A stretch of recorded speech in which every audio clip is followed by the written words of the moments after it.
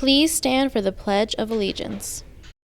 I pledge allegiance to the flag of the United States of America and to the republic for which it stands, one nation, under God, indivisible, with liberty and justice for all.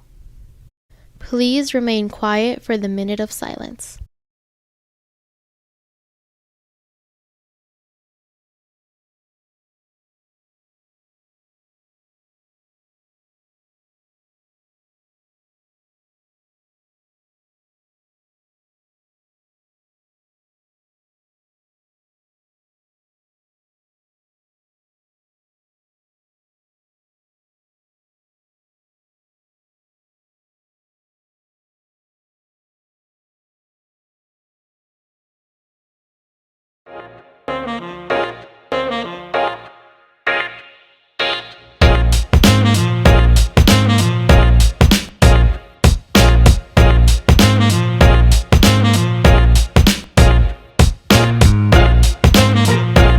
Good morning, Chantilly. I'm James Gunn.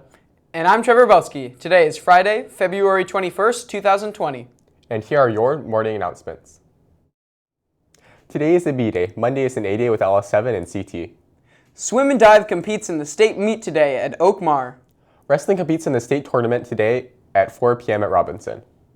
With a new year, there's plenty of new music to be enjoyed. Let's go to Sam to hear about some newly released albums. Do you like music? Let's talk about the first music to come out in January of 2020.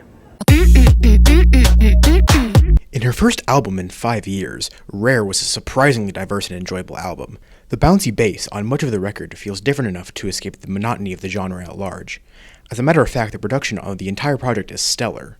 Production credits on Rare include popular DJs Kygo and Marshmello, who Gomez collaborated with on the 2017 single Wolves. Other surprising picks like Billie Eilish's brother Finneas and Ohio rapper Kid Cudi are also featured throughout. Much of Selena's vocals revolve around her acceptance of the past, moving on from it, and her own self-care. Maybe I'll lay down for a little. At the time of Mac Miller's unfortunate passing in late 2018, he was already well on his way to completing what would be his final album. The release from the Pittsburgh rapper might be the best posthumous LP to come out in a very long time. Circles is as much a rap project as it is singer-songwriter, folk, pop, and R&B, and Miller pulls off all the vocals in these styles amazingly well. Along with that, John Bryan's production truly pulls a spotlight onto this LP.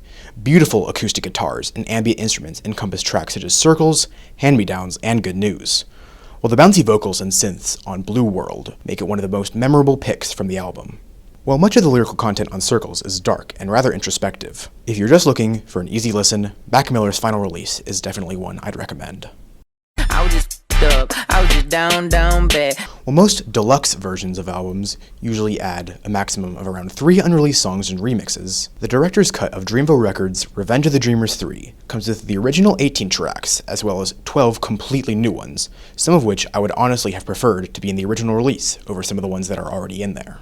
The collection includes every possible part of the hip-hop spectrum, the contemplative bars of J. Cole, J.I.D.'s motormouth rapping, the angelic R&B vocals of Ari Lennox, and many more. This, along with the treasure trove of gospel and lo-fi inspired beats, makes for a great listen.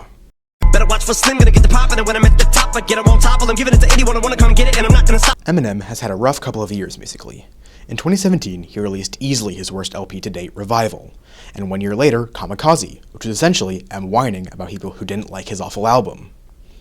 Now, in 2020 comes Music to Be Murdered By, and it's okay. While it's definitely not a return to form for the rap veteran, he certainly brings shades of what people love his music for. Fast, technical rapping, and punchlines that range anywhere from incredibly clever to completely corny. The list of features is very diverse as well. Frequent collaborator Royce da 5'9" hops on a few tracks, of course, but artists including Young M.A., Ed Sheeran, and the late Juice WRLD are also sprinkled throughout the record. However, there are plenty of letdowns with it. The hooks, when sung by M himself, sound horrendous, and the less than tasteful lyrics aren't exactly for everyone. So while it's not exactly good, Music to Be Murdered By is Eminem's best album of the past few years.